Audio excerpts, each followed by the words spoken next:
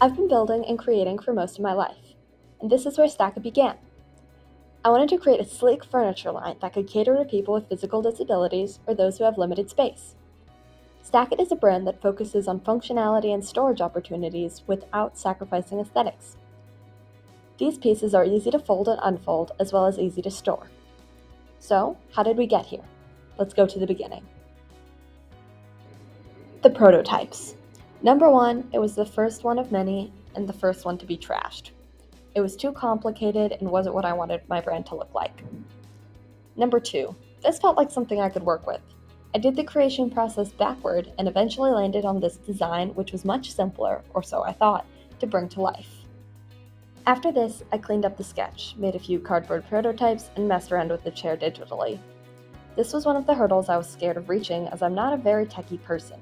This definitely showed in the stages with misprints, but I was able to use the mess-ups to experiment on other models.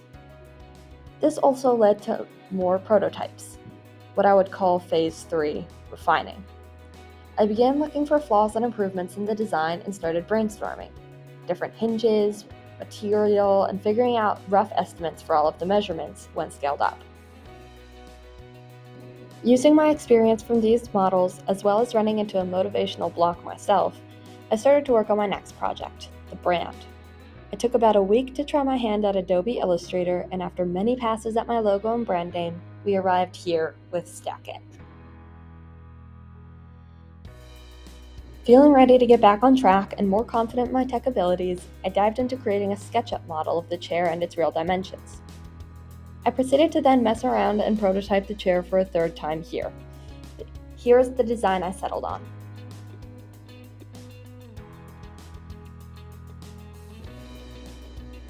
All that was left to do was build it, and that was terrifying. I'd never done something like this in this scale before, so I called in a helping hand, my father.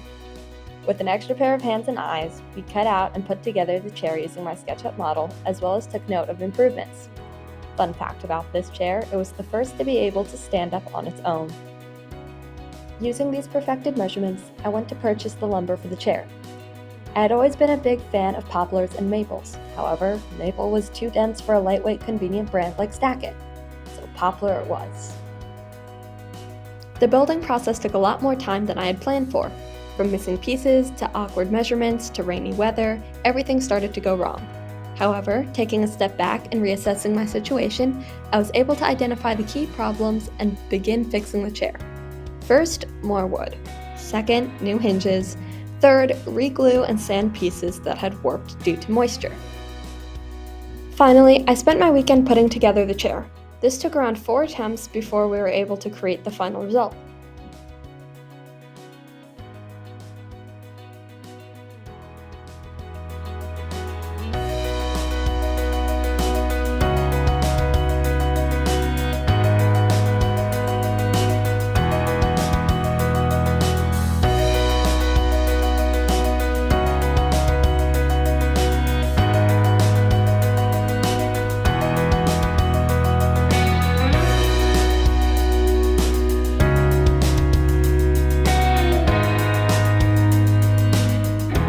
I'm so proud of all the work I have done for this brand and the project during this semester, and I can't wait to share the process and product with you.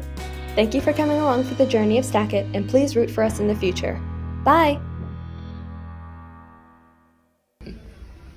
Hey, that's very Are interesting. you comfy? It's very comfy. Want to try it? Yeah. Oh my gosh, here we go. What's the weight? Well, it's wood. So it's a little low. And is it supposed to like lean, You're is it supposed scared. to lean back? That's I mean, cool it how it can. has some give. Hold on, let me do a 360 shot of Mr. Glocksmaker. Look at that.